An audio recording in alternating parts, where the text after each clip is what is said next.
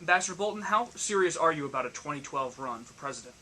Well, I'm considering it. I'm talking to people. I'm looking at what it would take. I'm not a politician. I've never run for office before, but I do understand what an enormous undertaking it is.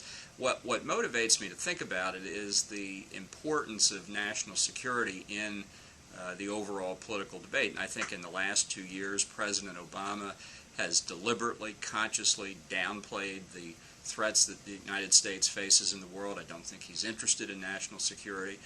And I think it's very important that whoever the Republican nominee turns out to be, that they're able to stand toe-to-toe with the president in the debates in 2012. Let's not forget, by that time, President Obama will have been commander-in-chief for 3.5 years. Not that he will have done a very good job, but he will certainly be familiar with the issues and the facts and the circumstances that the United States faces. And I just don't think a Republican can convincingly oppose the president using talking point platitudes. So in an effort to shape the debate and hopefully make an impact on the national security issues, that's principally why I'm looking at it. When did you start taking a look at it and thinking about it as a serious option? I first began really early in President Obama's term when it became clear that everything we feared about the direction he was going to take the country was turning out to be true. I've called him the first post-American president, not anti-American, not un-American, but post-American. He just sees himself as being beyond merely national interest. And I think for an American president, that's a very dangerous position to take. And I think our adversaries all around the world read his understanding of the international arena as being a profound weakening in America's strength. And I think you can see it over and over again in Iraq and Afghanistan, dealing with the threats of nuclear weapons programs in Iran, North Korea, and elsewhere. What would the Bolton strategy be, the agenda on foreign policy, should you run? Well, I think the most important thing that we're going to need to confront over the years is basically the challenge to American sovereignty. I think most Americans believe that our constitutional system works pretty well, that we debate domestic issues and foreign policy issues. We arrive at whatever outcome the voters and the Constitution end up with, and we really don't need to debate those issues in the United Nations or international negotiations or allow other nations to participate in our decision making. And yet that has been the trend over the years, and it's something that, freed of political constraints, President Obama and his political advisors would like to move more and more in that direction. So when you look at that as a long-term challenge, I think it's going to be very significant in issues like climate change, and issues we've considered domestic: gun control, abortion, death penalty, basic economic policy. And then moving beyond that, I think there really are national security challenges in the more conventionally understood sense, from countries that are seeking nuclear, chemical, or biological weapons, a resurgent and increasingly belligerent Russia, how to deal with the growth of China and India, both as economic and as military powers, and a host of challenges around this world, including from the likes of Hugo Chavez in our own hemisphere. When you look at President Obama, what is he misunderstanding about American foreign policy on these key issues? I don't think he fundamentally believes that it's his job to advance American interests. He reflects this in a variety of ways, not least of which is his devotion to finding collective international solutions. And look, there are clearly issues where the United States is not going to be able to have its way alone, where it works with coalitions. We have allies. These are by and large beneficial to the United States. But it's a mindset that surrenders American leadership to an international collectivity, and that is a guarantee to leave us more vulnerable. I think it's reflected in other ways. The president has a real problem talking about winning foreign wars, about American victory. Now, look, being realistic, the war on terror is going to take a long time, and it's true, as he says, we probably won't have a surrender ceremony on the deck of the Missouri. But our objective can still be to win, meaning to eliminate the terrorist threat as best human beings can do. And he ought to say that, and he ought to explain to the American people why he's asking their sons and daughters to put themselves in harm's way in remote places like Iraq and Afghanistan. He just doesn't do that. What are your concerns about Iran in the next 2 years? Well, I think Iran has demonstrated it's going to continue to seek nuclear weapons. I think it's very close to achieving that goal.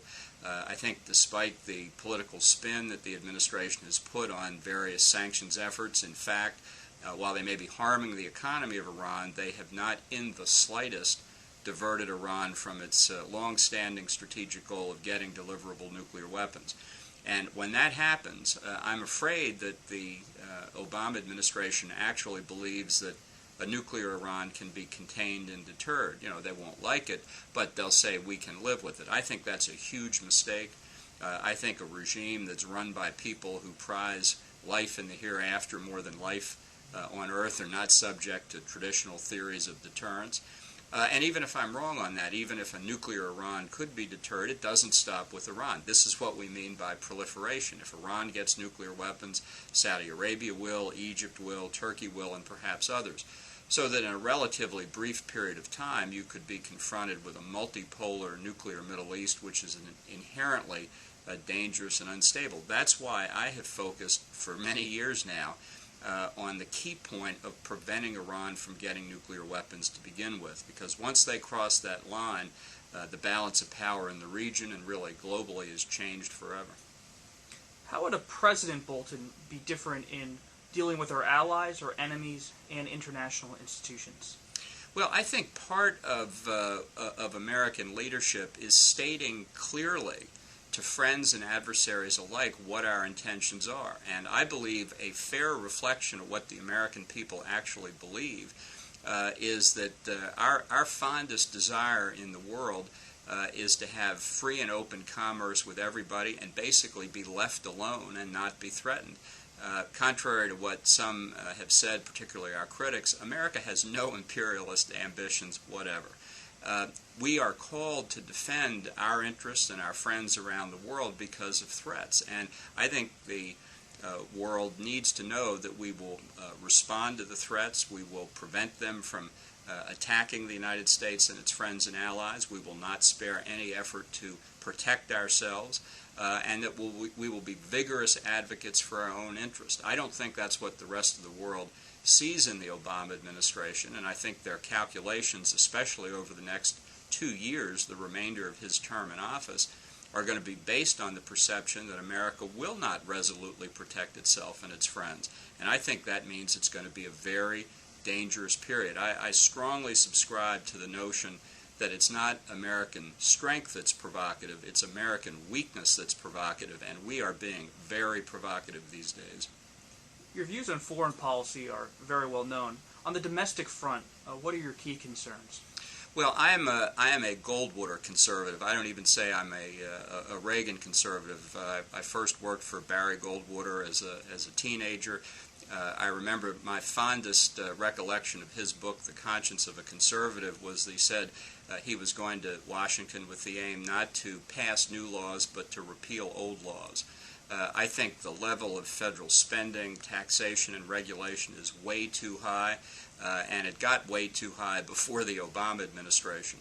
I think that our objective should be lower taxes and lower federal spending, and I think we've got to get the aggregate impact of the federal government in our economy way back below what it is now, and in fact below Bush 43 administration levels. I think much of the spending should be decided on at the state and local level.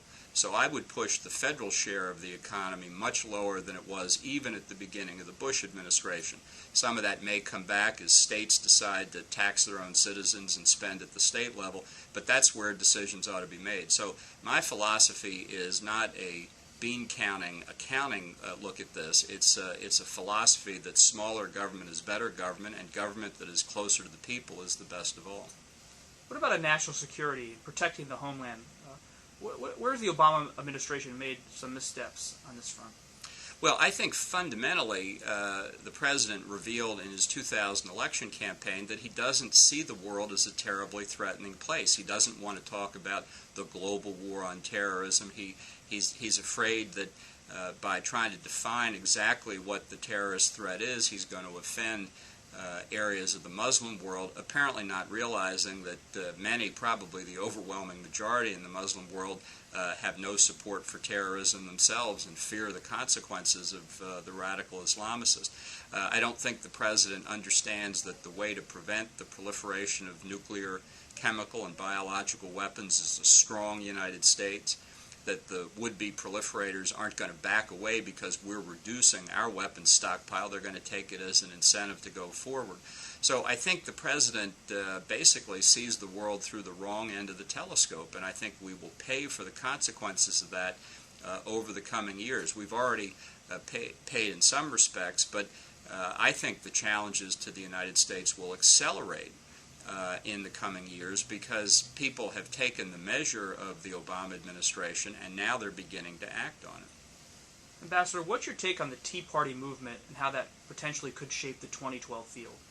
Well, I think it's a remarkable grassroots movement. I think its very strength lies in its absence of structure and clearly defined leaders. This is not a group that's mobilized by one candidate or one leader. It's just a profound awakening by people who would really have rather concentrated, I'm sure, on their families and their neighborhoods and their jobs, but who see America being fundamentally transformed by the Obama administration. I think it's given an enormous infusion of enthusiasm, creativity, and real strength to the political system, and hopefully mostly to the Republican Party. And I think it's interesting their focus is on the spending and taxation and regulation issues, which confounds the liberals in our society who thought that whole cluster of issues had basically been decided in their favor and that they didn't have to worry about it anymore. That's why I think the liberal reaction is so nasty and so vicious and so personal, because it cuts right to the heart of their enterprise. So I think the November elections are going to be a very important test to see whether that strength is able to organize and mobilize in elections. But I don't think anybody should be happy once the elections are over, even if the results look very good, until we get a responsible president devoted to constitutional norms back in the White House. We still have a long way to go. And one last question. Can we be looking for you in Iowa or New Hampshire in coming months? Well, you know, as I said, I am not a professional politician. I don't anticipate running a typical kind of campaign if I do make that decision. But I think what voters have to focus on is what will happen in the one-on-one between the Republican nominee and Barack Obama, and to be able to stand toe-to-toe with the president and debate him on national security and convince the American people that the Republican nominee can do a better job than President Obama. Because if we can't protect ourselves from external threats, whatever happens domestically is going to be of secondary importance. Thank you, Ambassador Bolton. Thank you.